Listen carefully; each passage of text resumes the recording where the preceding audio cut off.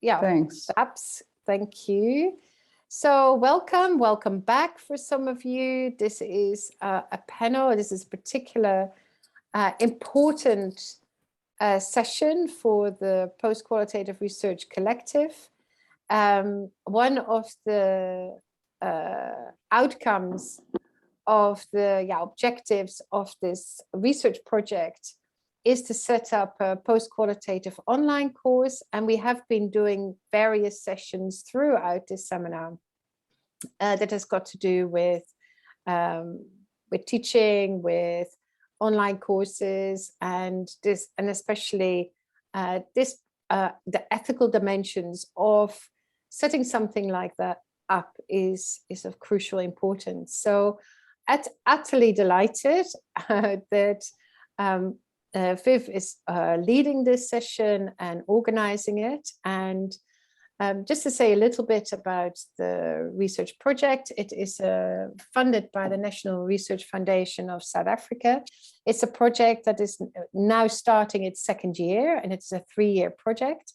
And Anneke Slabbert is our research assistant plus, this on the left-hand side.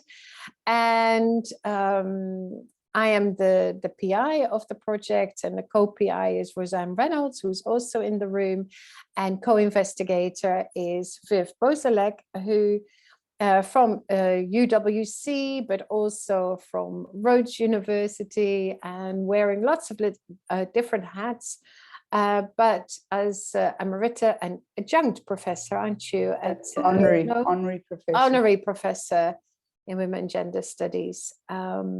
So I'm utterly delighted, especially because Viv and I have been working for a very long time together, and also worked together on the proposal for this particular research project. So I won't take up more time. I think so many very important things are going to be discussed, and Viv has kindly agreed to introduce the panel. And so I'm just going to hand over, I don't know where it must be, Freudian slip, hand over to Viv. And thank you already. And thank you again. Thanks so much, Karen. And I see, fortunately, Nicola's joined us. I'm hoping that you'll be able to join us with video too. Nicola, are you still there? And I see you might have disappeared. But I asked 4 people.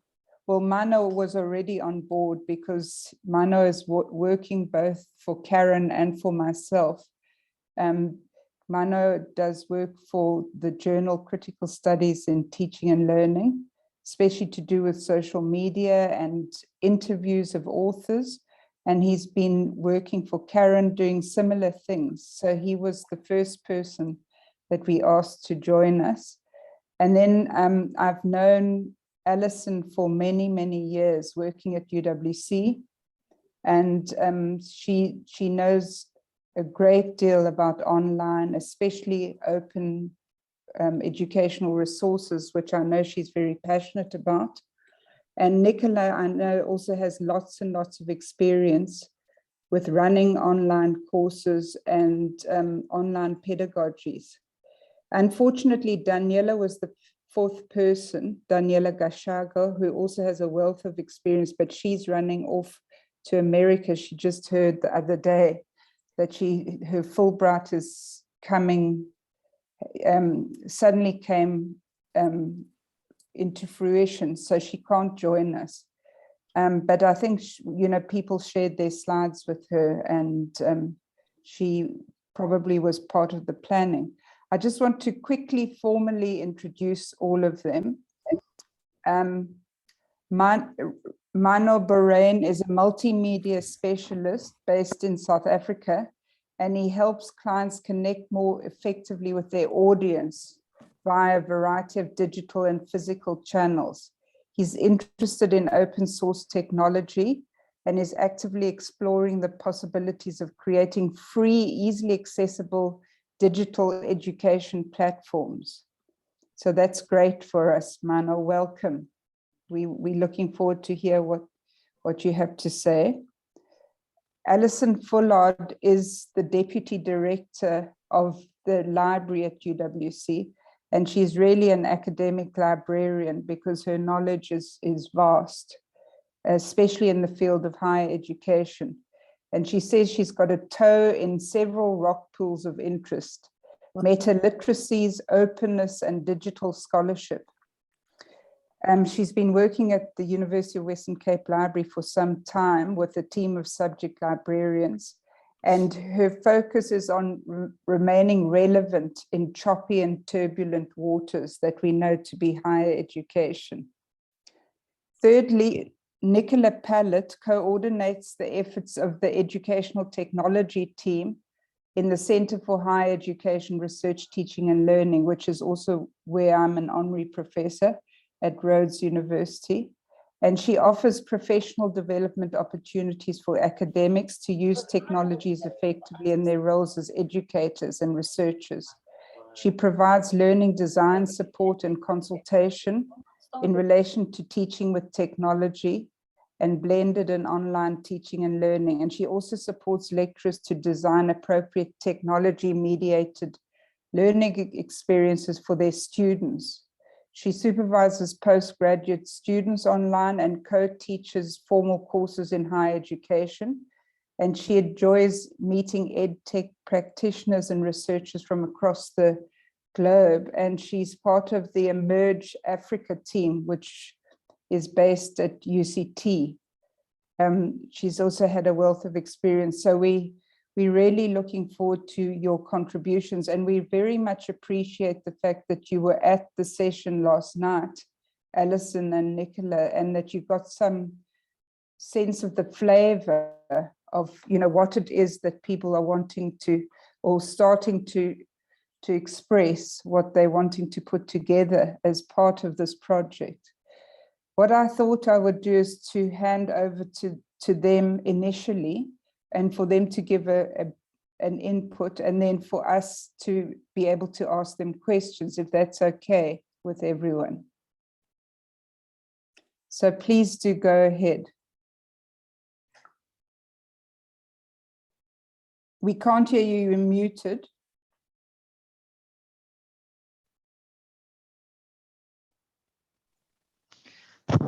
So, Allison, do you want to get us started? Yes, thanks. I'm just going to open up the presentation. Oh, let me first share my screen.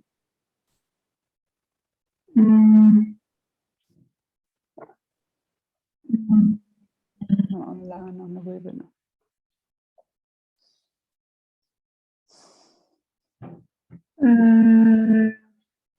Where is that thing?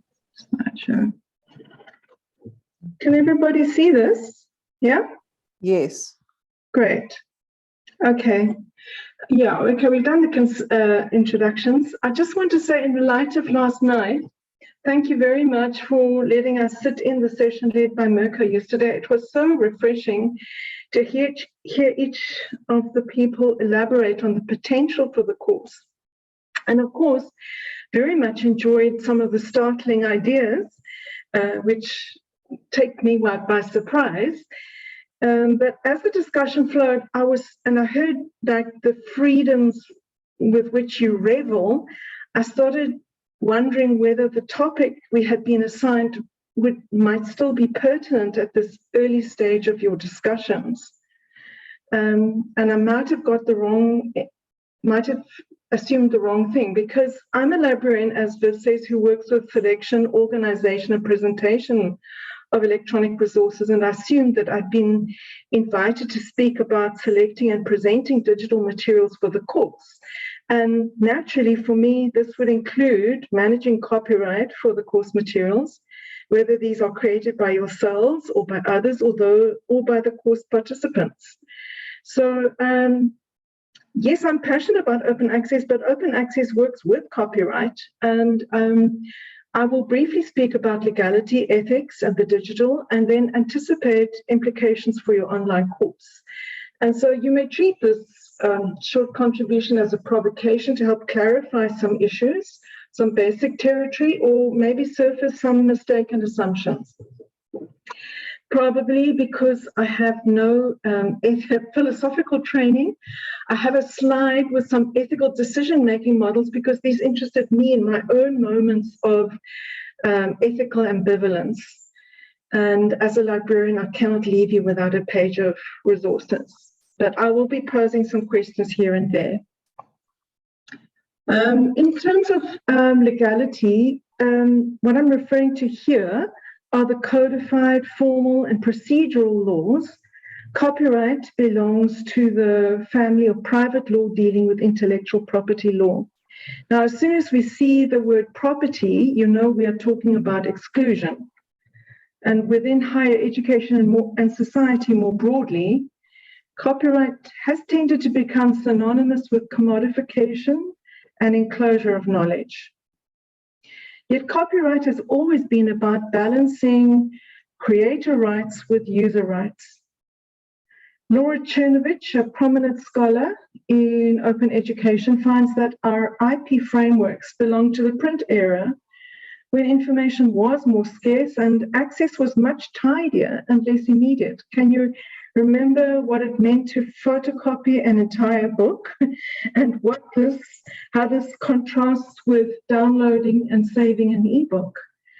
So in scholarly publishing, copyright has set up monopolies through encryption measures that prevent reasonable access in an educational setting. Individually, you work as private persons and are free to choose how you operate with texts, but you are also now ambassadors of the PQR collective. So ethics are also perceived in normative ways. Professional ethics tend to prescribe what practitioners ought to do in terms of common standards, whether in terms of rights, obligations, benefits to society, or fairness, for example. Ethics can also be characterized by a particular group or culture. As post-qualitative researchers, perhaps you find that you think similarly about ethics when faced with a particular dilemma. So ethics tend to be socially and culturally determined. Entrona states that within our digital age, our current manner of being is made possible through our entanglement with ICTs. Information technology is transforming society, and this is also affecting and troubling the ethical domain. As educators and scholars, I'm asking, where does this leave you in relation to reciprocal ethical obligations with regard to using or distributing digital materials? So it would be good to establish some common ground in this. Viv shared the short two-page introductory piece, introduction to your research project. It states that one of the outcomes of the project is the creation of shared resources, either in a central space for curation or else for distribution. So it seems that you and the participants are actively developing original materials. I was taking notes in yesterday's meetings, and one of the phrases I heard was, quote, no rules or strict guidelines. So I want to ask you, how then do you propose to handle the following kinds of materials? The original work that you produce, the wholly original work, these should be openly licensed for reuse as OERs. You are all professors, and you are creating shared resources that need to be reused and repurposed. And when you are remixing with other people's work, it would be expected that you follow due diligence to obtain permission for use and also abide by any Creative Commons license provisions. Now, this gets a bit complicated when you're mixing a whole range of works because some might have a no derivation license, whereas another one might. So I know that Nicola is going to speak about the Creative Commons licenses just now. Now, a more troubling area is how to share proprietary material with your students. And I gather that readings are often a starting point for your engagements. So we know that Sci-Hub and Library Genesis are extremely convenient.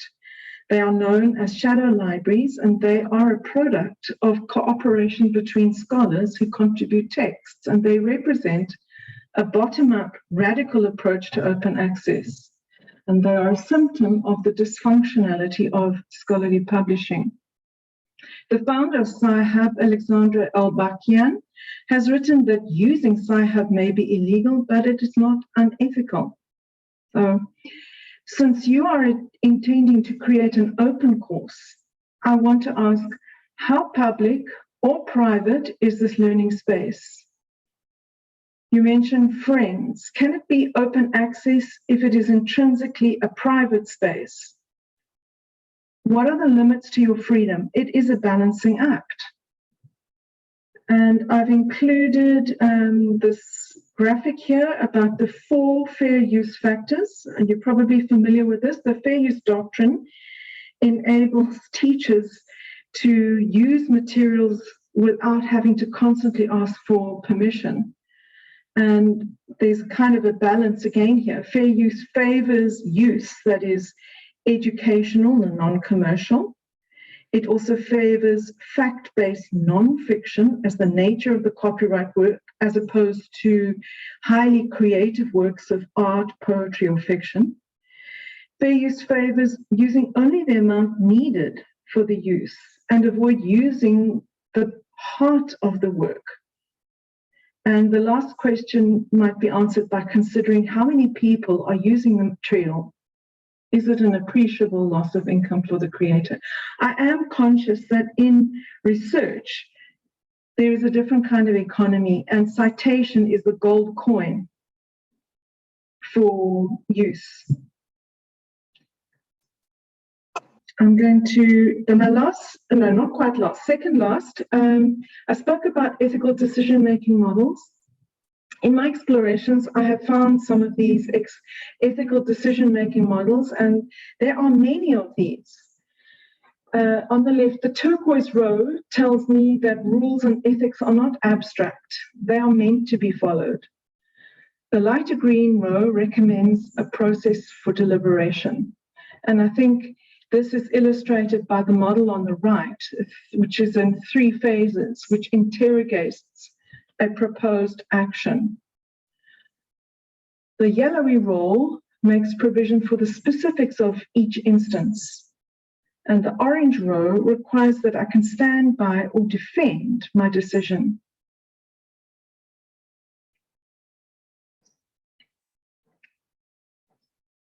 There are many sites that operate with Creative Commons licenses or are in the public domain.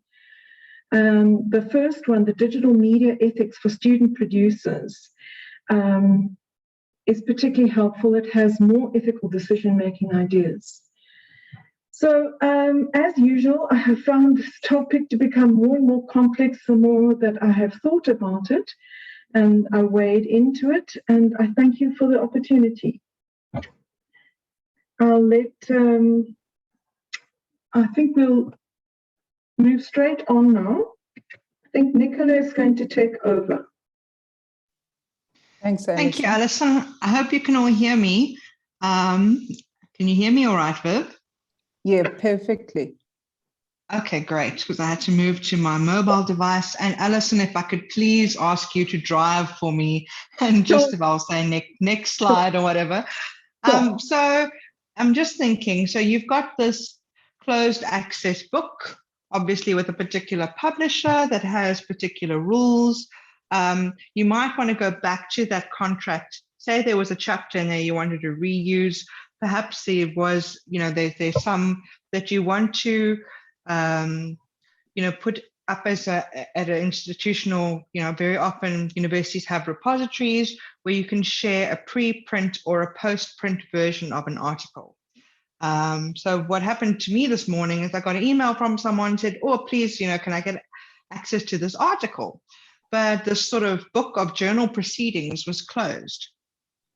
But I was able to share a preprint version. So preprint basically means it hasn't been formatted nicely by the publisher. It's a very sort of plain Word document, but at least by sharing that, I could still make it, accessible to them. Many of us, sometimes don't mind if you're, not all institutions, for example, even subscribe to the same journals. So I sometimes contact someone at UCT and I'll say, oh, please, can't you get me this journal? My library doesn't subscribe to it because I'm at Rhodes.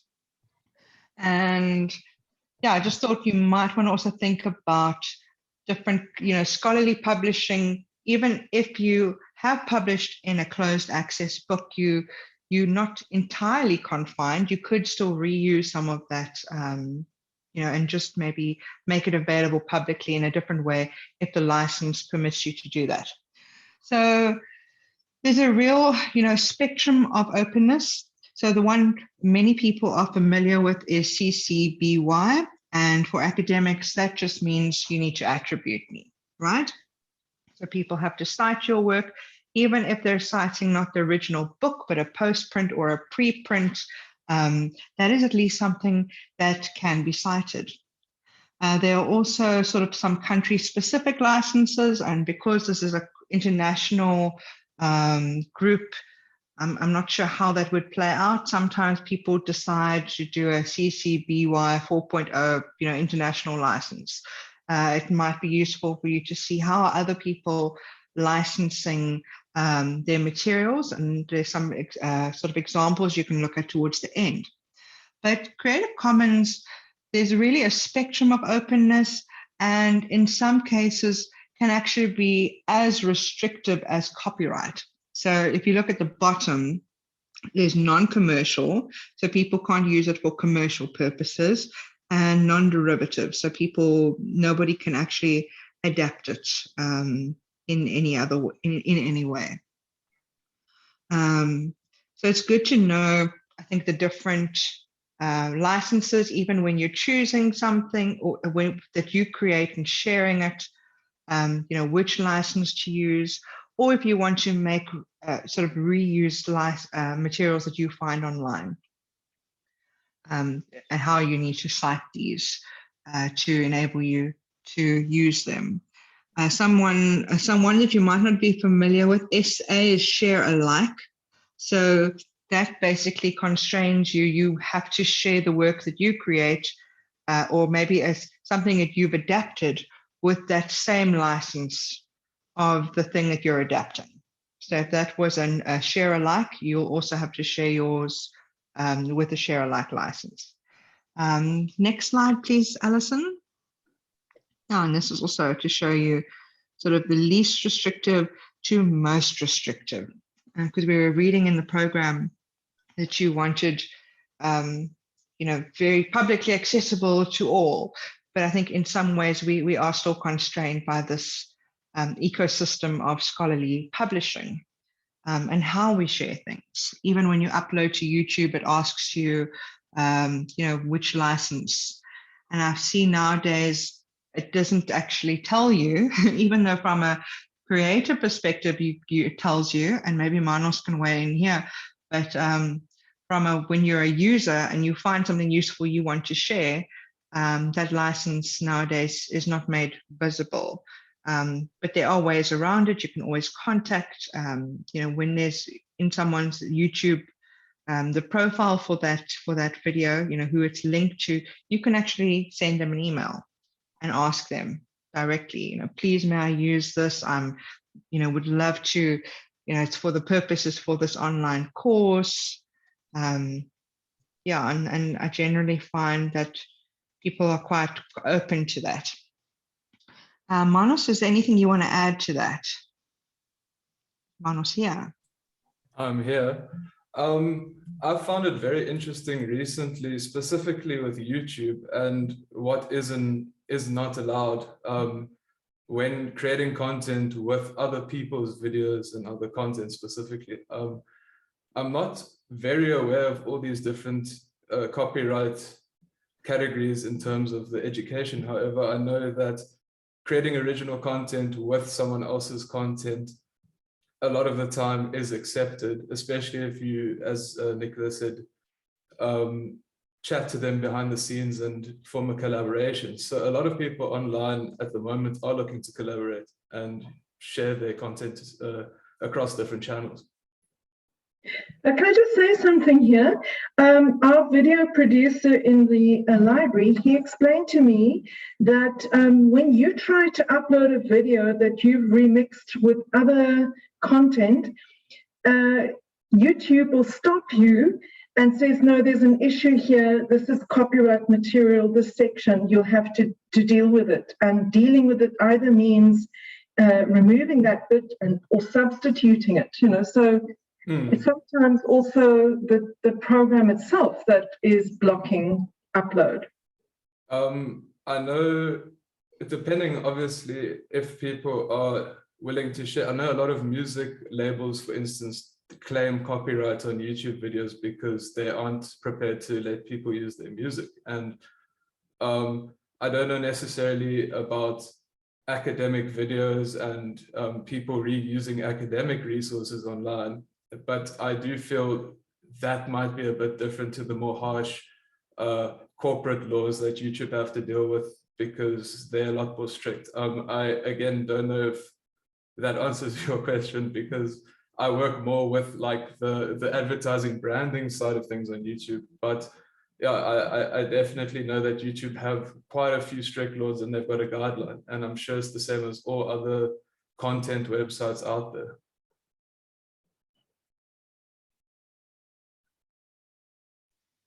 Yeah, I've had some videos flagged before of, belly dance performance where they pick up, this is copyrighted music that the person is dancing to, and it says, no, this video has now been taken down.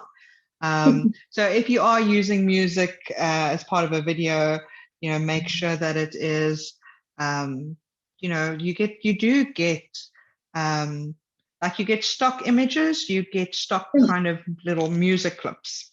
Yeah, but I think I'm taking us down a little bit of a rabbit hole here. Yeah, but I think the idea, I think you want a course that is born open, so you would need to think of all these things.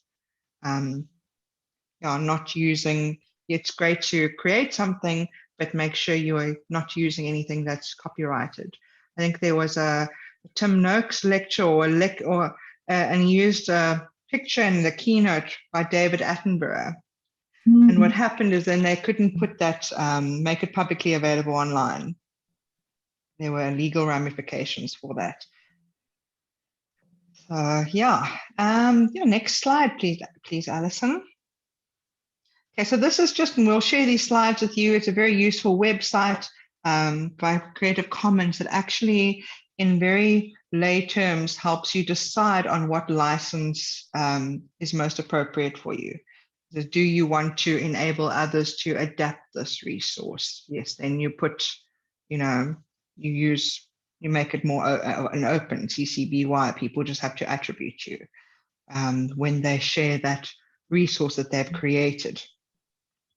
Okay, and then next slide. So this is the sort of 5 R's of OERs and Creative Commons when you share things with a Creative Commons license.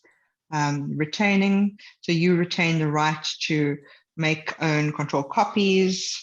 Reusing, revising, remixing, and redistributing. And that's by David Wiley.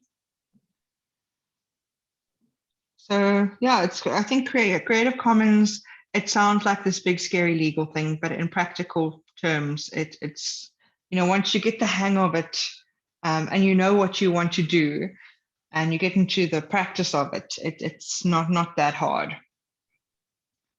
All right, next slide. It won't go. Wait. I'm kind of blocked. Oh, sorry. Is this the one? Yeah. There we go. Yeah, I think thanks, Allison. The big thing is always key. So what is your participants' access like? What are their preferred ways of engaging? People think online courses, and very often they think video. Everything has to be a video. No, not everything has to be video heavy. You can actually even have parts of a course that are open and parts that are closed, or if it is a course, I think that's something that I gathered from the conversation yesterday is about how structured it has to, you sort of be. And then something that is quite important because you want to be inclusive is universal design for learning, where one of the sort of ideas is that if you are using a video, what if you have someone that is deaf? Maybe you want to give a written transcript of that content in addition to the video. And I think the pandemic has also made this more, I think, complex, because I think we took liberties with sharing certain things, often because in South Africa, our mobile network providers zero rated most university online platforms. So we would do things that you aren't actually allowed to do, like instead of linking to the journal via the library site, people were directly putting PDFs on their course pages, were uploading, sneakily downloading YouTube videos and sort of putting them up. And one could argue, that is fair use because you're using it for educational purposes. But I think YouTube does have a very explicit thing about you're not actually allowed to download it and post it somewhere else. You've got to link to it. Is that right, Manos? Maybe you can add. I'm not sure about that, Nicola. I know, for example, most of our learning management systems, like you said, are zero rated. And so for that purpose, that's why they were downloading them and then putting them in the learning management system, because it was less data heavy than students. Oh, but I get your point. And under normal conditions, you're right. That was during COVID. Yeah. So now we've kind of everyone sort of it was kind of free fall, and we made decisions based on making things more accessible to our students. And now we've got to go back to trying to do things ethically. But I was just asking Manos maybe about the sort of YouTube rules. You're not allowed to download something and put it somewhere else, right?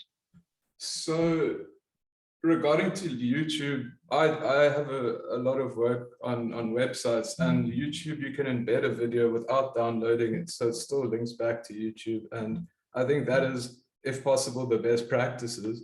I do know, for instance, YouTube Premium, you can download onto your device, but you can't really use that video that you've downloaded. So I do think YouTube want to keep ownership of everything on their platform. So yeah, I don't think there are definite ways to download a video of YouTube, and I don't necessarily know the legal ramifications if you do, but I definitely know that YouTube, I don't think, want that to be happening.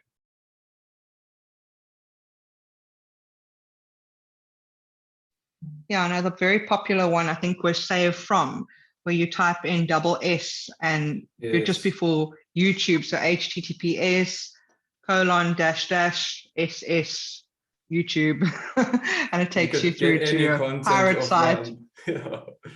I think they duplicated the whole YouTube server basically and just mirrored the thing. But then I guess YouTube's user contracts are breached because people's content's getting stolen. So yeah, I don't think that's a possibility. I think the way to do it would be reaching out to the author of the video or the creator and getting permission, and then or just linking and embedding it back to their channel to give them credit almost.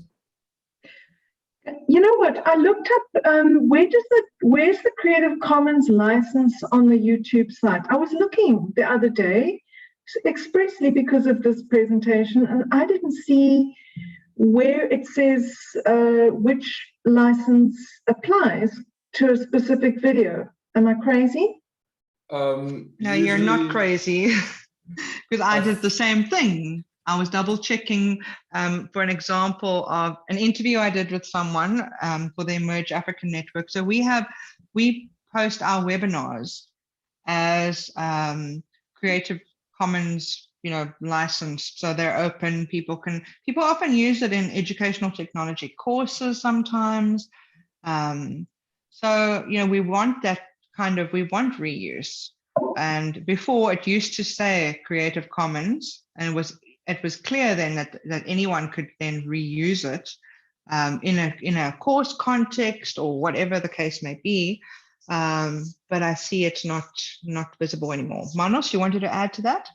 Well, I do remember back in the day, YouTube used to show at the bottom, but now for some reason I've gone to look, I haven't looked for quite a while, and they've taken it away. So I don't know if they've got a form of policy that you can look for, but sorry, I just wanted to button that earlier. Okay, we can check that. I see I'm looking at a video now, and for instance, the audio in it is licensed to the Universal Studios, but the video doesn't say anything about its licensing, so it's very interesting. Anyway, maybe they've got a thing with all the videos on YouTube now are under the same license of sorts, if it is in the Creative Commons, and if it's owned by a corporate or a brand, then yeah, you can't use it. But sorry to interrupt. No problem.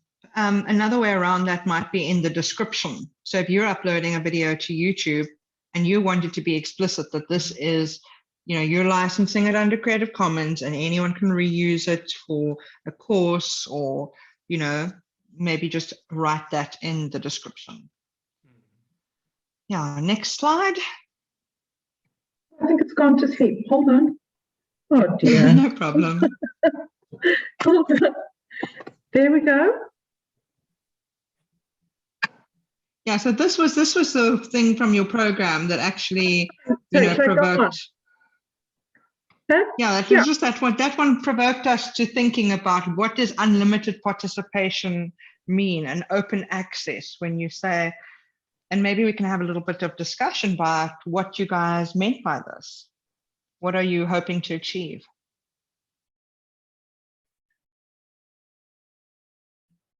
Shall I respond?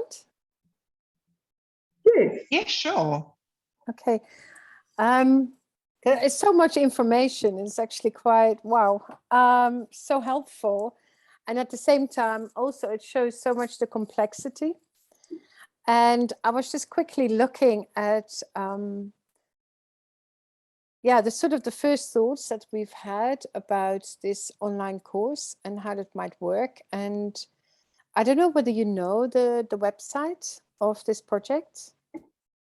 You've had I've had a look at it.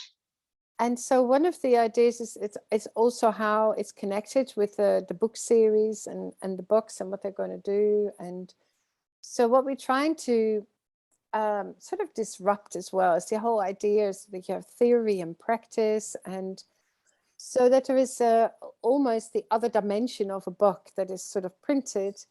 Is it on the website? There are kind of provocations that are also ongoing. So they're not sort of static. There's not always the same, or other materials are being produced. So that is also on the website really alive. I think open. I mean, that's what you asked a few times. Is this going to be closed? Is it going to be open? Is some of it is going to be closed? I mean, I think the idea is, but that might not be possible, is that it's open, that it's an open source, that it's free, that it's not something that we would charge for.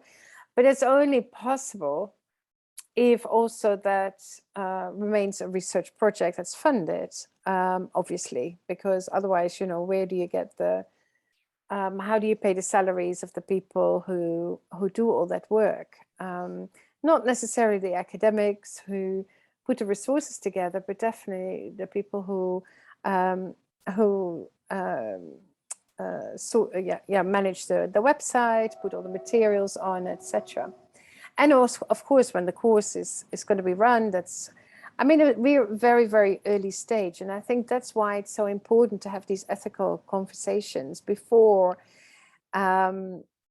we even have started to think about it too much. So often I think ethics is afterwards rather than up front. So I feel slightly stupid in the sense like, in such early stages, but that's also sort of deliberately so, because basically what you also beautifully are doing is put a boundary, a set of sort of possibilities and things that might not be so possible. So let me just share an idea. I hope you don't mind, Viv. It's something that oh, I can't share. Oh, can I share? No, yeah, if you... I can stop sharing if you want to go ahead. Yeah, if you wouldn't mind just sharing, then I will share, but you don't know it. It's an activity that, let me just have a look, but I can quickly find it.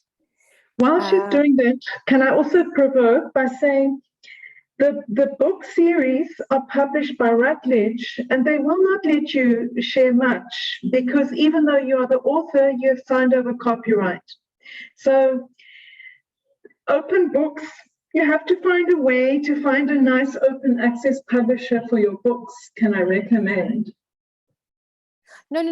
The books themselves are not open resource or open source, but that the way it's sort of linked to the website is that the books are advertised on there, but that the books themselves, the extra dimension of it. I mean, open source itself is another, you know, discussion, which I actually started with UCT, and I just didn't get very far, to be honest. Okay, so this is one of the provocation of the glossary, which is the second book in the series. And this is just something that, okay, remember, Viv, I hope you don't mind, just these were I remember it. Yeah, these are ideas that go with one of the entries. So there's 72 entries in this book, and human animal is one of them. And then they thought of the following provocations, you know, watch the film on Netflix. I mean, this is not necessarily what's going to be part of the course, but these are the kind of things that we are thinking about, and they will always be sort of changing. And then because new films come out or movies, and here is this, listen to, so you can see it very much uses films, it uses YouTube, it uses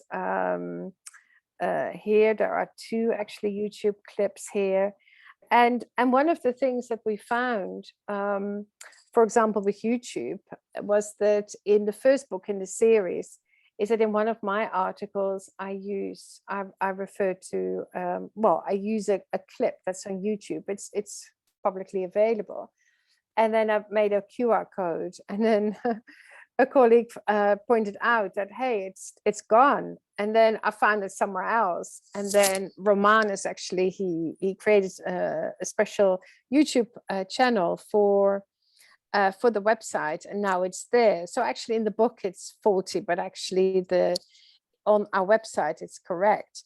So there is the you know, I think YouTube is a resource that we use a lot because it's so incredibly helpful for starting inquiries, for showing certain things, and you know and it will constantly change as well. I mean, one of the things we're thinking of, make it a very interactive resource as well, where, you know, for example, Viv has tried this out, just worked really well, as she's made some photos of what the students were doing, and she posts it, and then someone else tries it out and said, oh, you know, with my students this worked okay, but actually then I did varied it, and then I did that, and that worked really well, and then so that it is really alive, and it's a kind of communication between not just members of the collective, but hopefully they will be very much involved in developing it, but anyone really who finds it useful to work with our students. So this is one example. Let me just share another one, because I think it's probably a good idea for you to see the kind of variety. This is one that I'm working on with a colleague called Candice Kubi. Right, let me just share this with you. I love all this work in progress stuff. Okay, so here is the text of the post-human child, here on the text to explore transmodally.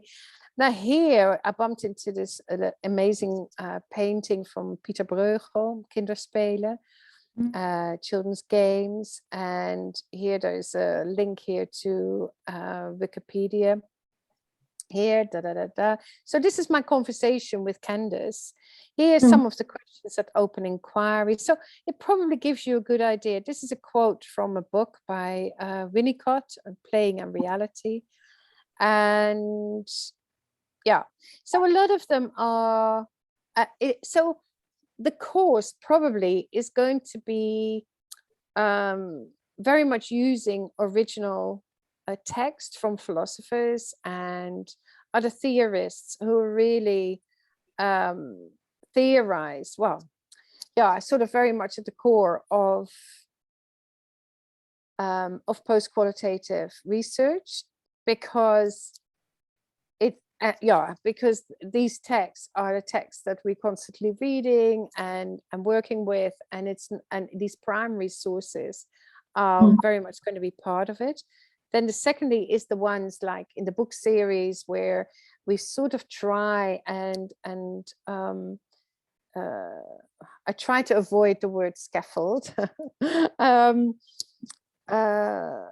I suppose it's supporting a material, takes a sting out of what is a quite abstruse, well, quite complex field, and sometimes unnecessarily so. So it's trying to do that sort of more clarification work without simplification. And then you have these kind of provocations, just go for a swim, go for a walk, take something back, so I suppose at this point, what we've been talking about so far is those kind of three different elements. Viv, is there anything I've forgotten? There is that, and then there's also, what is produced from the provocations, what happens in class. Say, there's writing that is produced, or their images. I'm wondering about the ethics of that. Who is it shareable with? Who do you negotiate with? Can you share it more widely? And it seems to be that the more people are Karen, you and I had these issues, thinking about using images in a book, and the minute you have videos of people, it becomes very, very complicated, it would seem. So one thing is using the materials, that are out there, but what about the process and what happens in the classroom? Is that shareable? And what are the dilemmas there? And well, usually we have these problems all the time. The minute something becomes research, it becomes much more sort of limited. You can't ask your students for a thing. And I've had this, just at the TAR Fellowship, people asking me, can I ask people in this group, what enabled them and constrained them in creating curricula? And can I do that without ethical permission? And can this be part of my project? So, I didn't even know what to answer, because, I said, if you're not going to share this more broadly, because it's just good practice to find out what's going on around you. But the minute it becomes research, it seems to, you seem to be really constrained.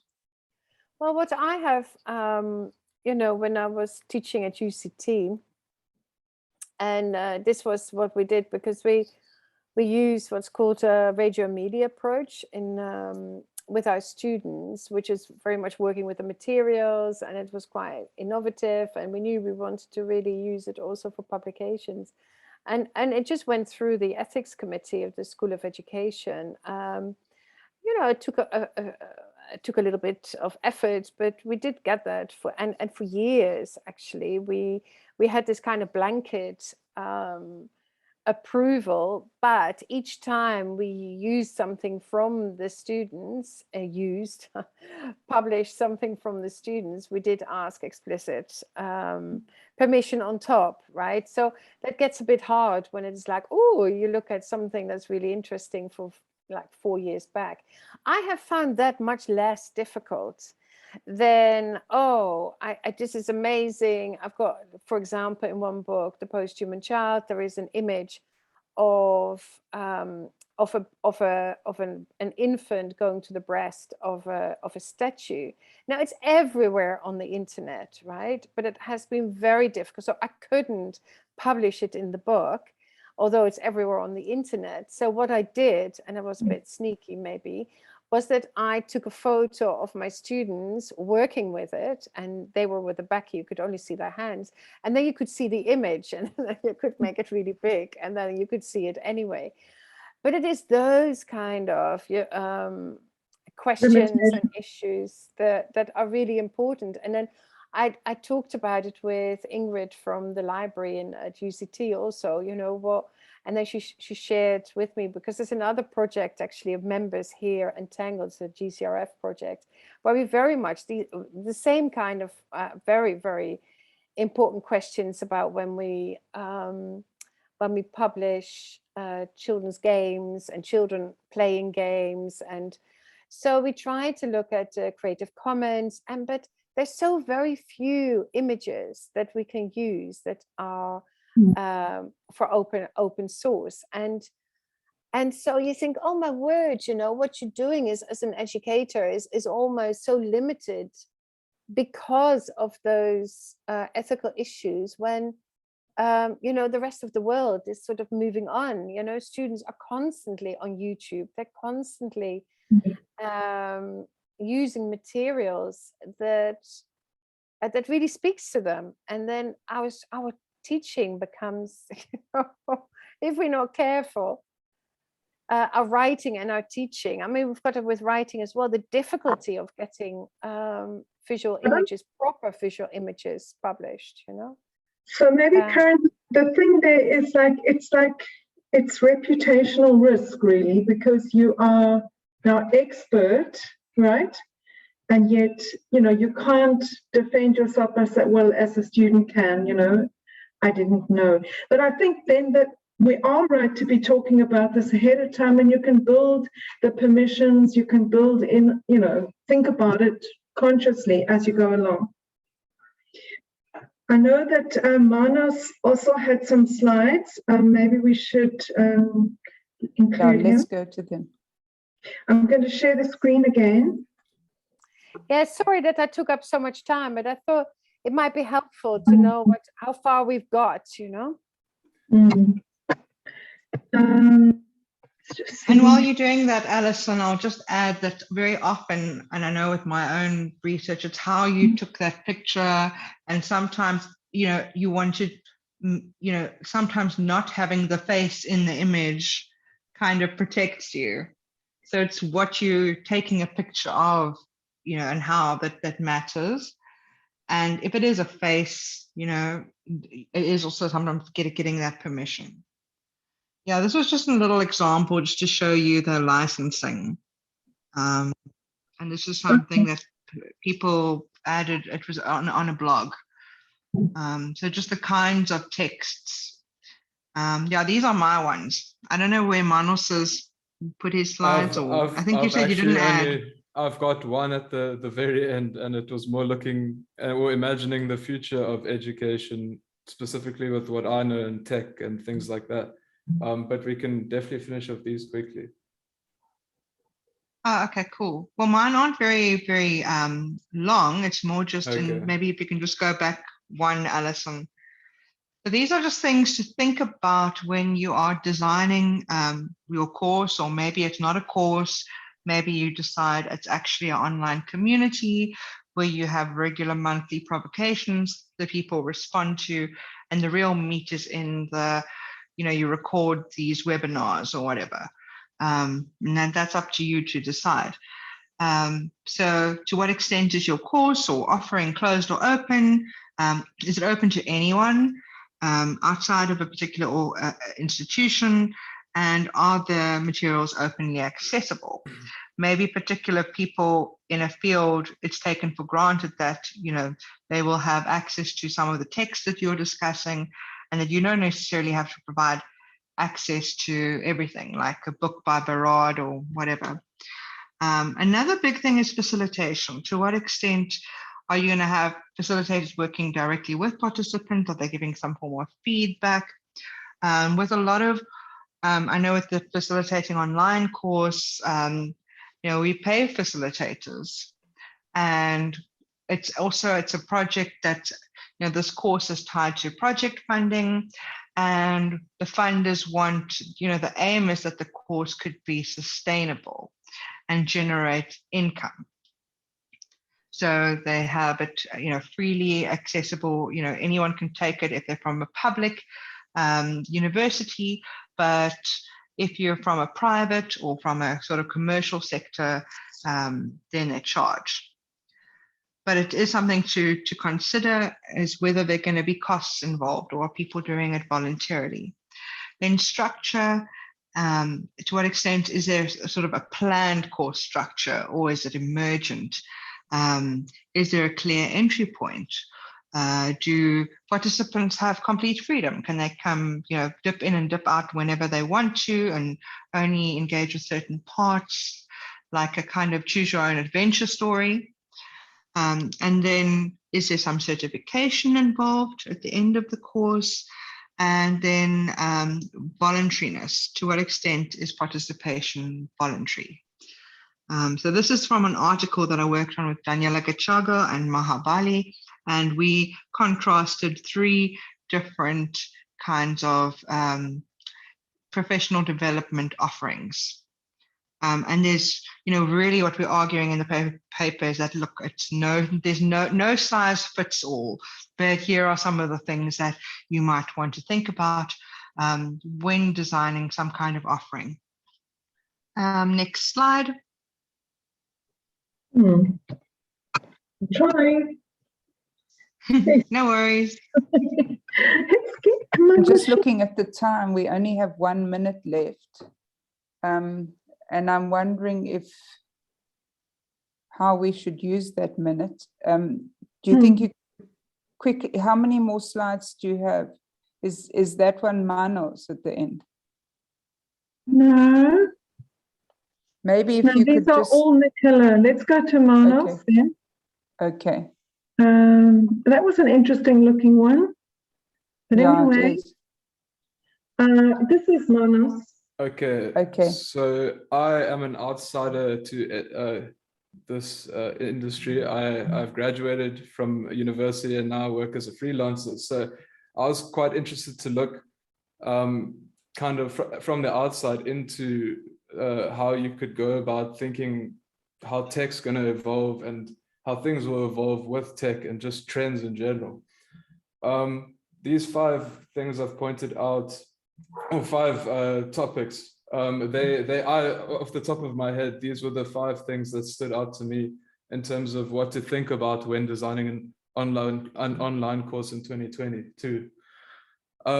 Straight away, tech innovations. There's going to be freelance teaching platforms, teaching assisting apps, and they're all going to be free sooner or later. So it's going to be great to keep your eyes out for those, because I'm sure that will help with an innovative way to connect with your audience regardless.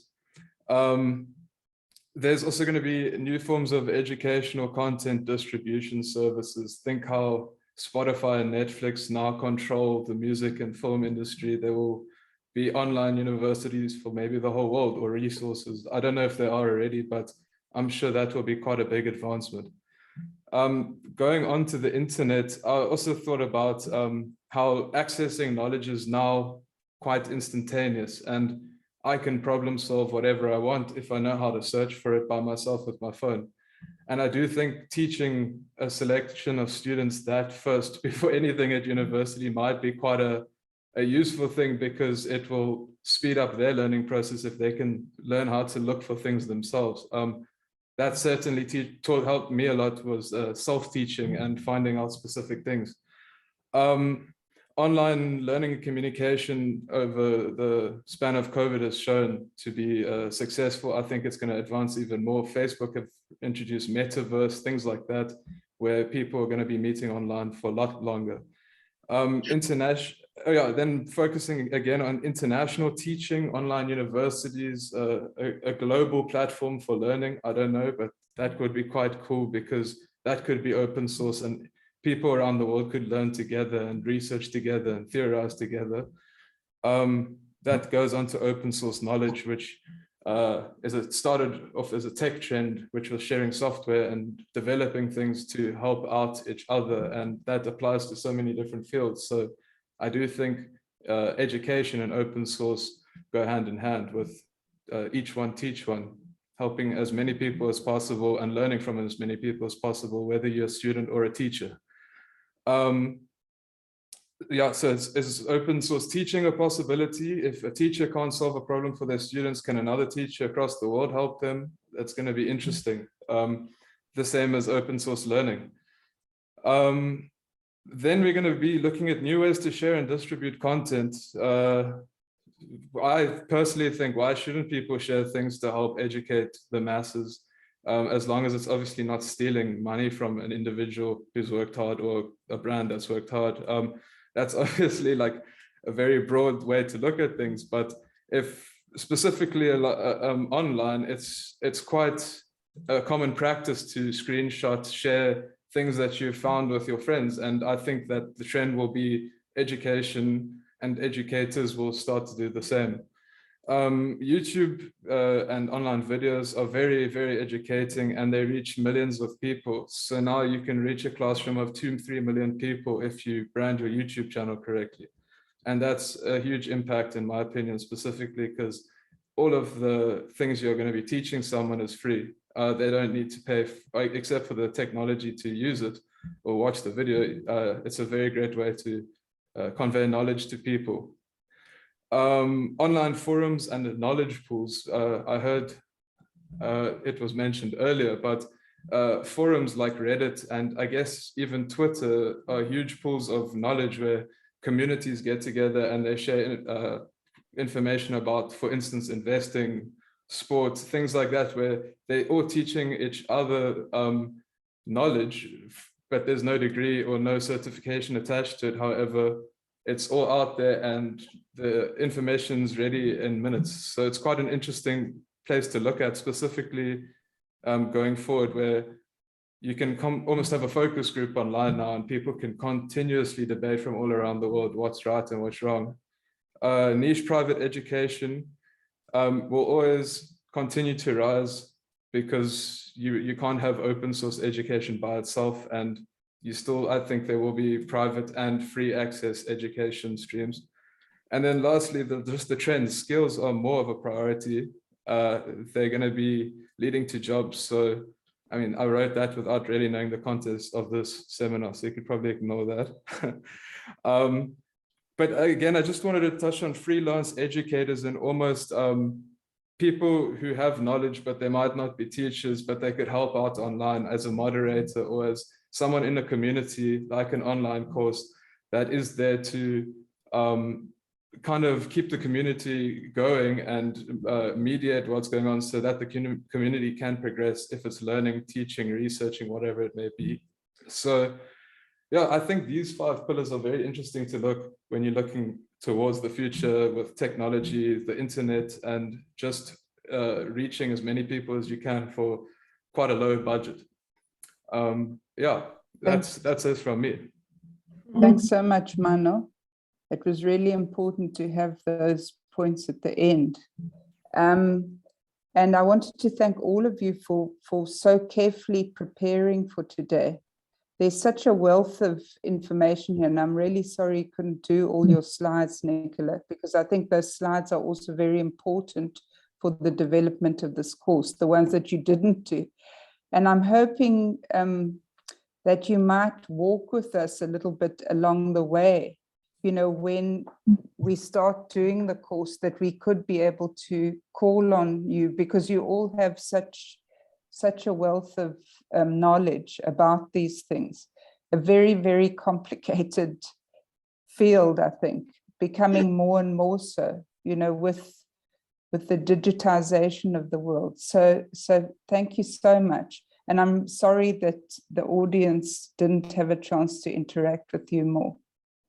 But I found it really riveting. Thank you very much. I don't know if you want to say a few words, Karen. Can I just say that, sorry, sharing is unavailable at this time, but Viv, can I share it with you later? Thank you. Yeah, I'll send it to Annika. Yeah, because it will be fabulous to have the PowerPoints. I mean, it's such a wealth of information, and yeah, just thank you very much. And there is so much to consider, that if indeed you could hold our hand as we go along. But there is also some other ideas, you know, the holiday perhaps not, and I think it was Nicola was saying that about, you know, you might have not have an official course, but there might be other ways around it. And yeah, we just need to digest it and talk about it, and probably to set up a working group, Viv, of the course development, you know, and of course, you know, if you wouldn't mind being our advisors as we go along, we would be very grateful. Yeah, thank you. Sounds like a lot of fun. Yeah. Oh, good. Manos, the vision you have makes me want to stay in higher education. No, I Absolutely. I personally think there's so many new things to be done, and I think we must get started because I mean, education, it's so valuable, and there's so many ways of sharing it. So I think we must make it very accessible. But either way, I'm very, very excited to keep chatting to everyone here, and yeah, feel free to reach out if you have any questions regarding this.